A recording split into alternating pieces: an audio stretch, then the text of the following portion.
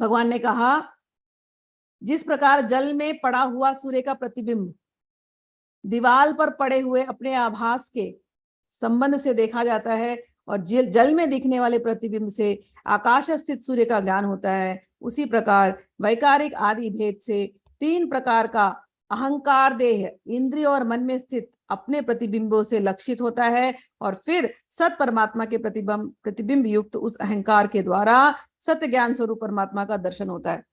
ये बहुत अच्छा एग्जाम्पल दिया है, समझना। एक है सूर्य, सूर्य इज द रियल, ठीक, वो है, वो आपको दिख रहा है, वो सत्य है। अब उसका रिफ्लेक्शन है जल के अंदर, तो मैं आपसे पूछूंगी जल वाला सही है कि सूर्य सही है? कोई भी ज्ञानी बोलेगा सूर्य सही है, वो राइट, वो that is the real one, ये तो रिफ्लेक्शन है, ठीक। अच्छा, उसका एक रिफ्लेक्शन दीवार के ऊपर पड़ रहा है, सूर्य का रिफ्लेक्शन, एक शैडो दीवार के ऊपर आ रहा है, वो काला काला दिखाई देगा कि नहीं? क्लियर नहीं दिखाई देगा। तो देखने वाला तीन चीज देख रहा है, ऊपर का सूर्य चमक रहा है एकदम, उसका एक रिफ्लेक्शन ये जल के अंदर, उसका और एक शैडो दीवार के ऊपर, बट ओरिजिनल किधर है? वो है। ऐसे ये जो हमारा शरीर है, ये हमारा शरीर तीन चीज का बना है। ये बाहर का स्थूल शरीर, ये स्थूल शरीर तामसिक गुणों से बना है, ये एक दिन जाने वाला, पंचभूतों से बना है, पंच तन्मात्रा है, पंचभूतों से बना हुआ, ये जाने वाला एक दिन। ये जो स्थूल शरीर जो दिखाई दे रहा है, वो दीवार के ऊपर जो सूर्य का जो शैडो दिखाई दे रहा है ना, बिल्कुल वैसा। इसके अंदर एक और शरीर है, सूक्ष्म शरीर। हमारे स्थूल शरीर के अंदर सूक्ष्म शरीर है। सूक्ष्म शरीर वो जो सूर्य का जो रिफ्लेक्शन पानी में दिखाई दे रहा है ना आपको, वो सूक्ष्म शरीर के जैसा है, ठीक। तो असली शरीर अंदर है, वो कहते हैं उसको कारण शरीर, या हम आत्मा कहते हैं उसको, ठीक। वो प्योर सूर्य है, जैसे प्योर सूर्य वहां पर है, ऐसे ही। तो ये तीन शरीर हमारे हैं, एक ये स्थूल शरीर, एक फिर एक सूक्ष्म शरीर और एक हमारा कारण शरीर। स्थूल शरीर तो आपको पता है जाने वाला, ये तो इजी है अंडरस्टैंड।